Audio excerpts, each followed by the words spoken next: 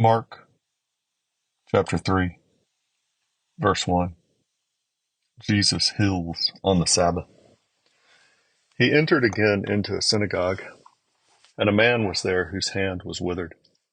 They were watching him to see if he would heal him on the Sabbath, so that they might accuse him. He said to the man with the withered hand, "Get up and come forward." And he said to them, "Is it lawful to do good or to do harm on the Sabbath? To save a life or to kill?" But they kept silent. After looking around at them with anger, grieved at their hardness of heart, he said to the man, "Stretch out your hand." And he stretched it out, and his hand was restored.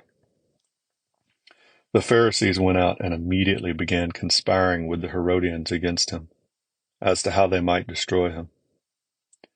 Jesus withdrew to the sea with his disciples, and a great multitude from Galilee followed, and also from Judea, and from Jerusalem, and from Idumea, and beyond the Jordan, and the vicinity of Tyre and Sidon. A great number of people heard of all that he was doing and came to him. And he told his disciples that a boat should stand ready for him because of the crowd, so that they would not crowd him. For he had healed many, with the result that all those who had afflictions pressed around him in order to touch him.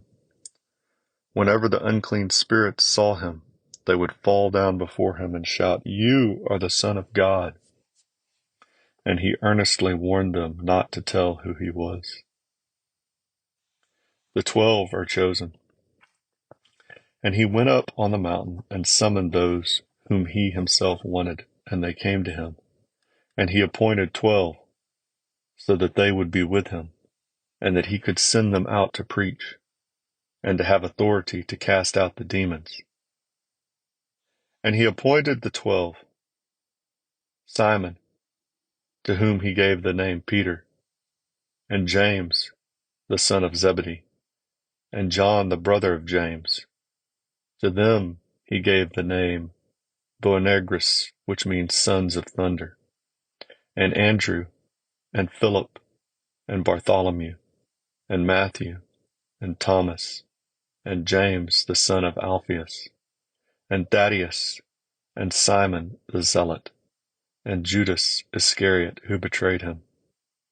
And he came home, and the crowd gathered again, to such an extent that they could not even eat a meal.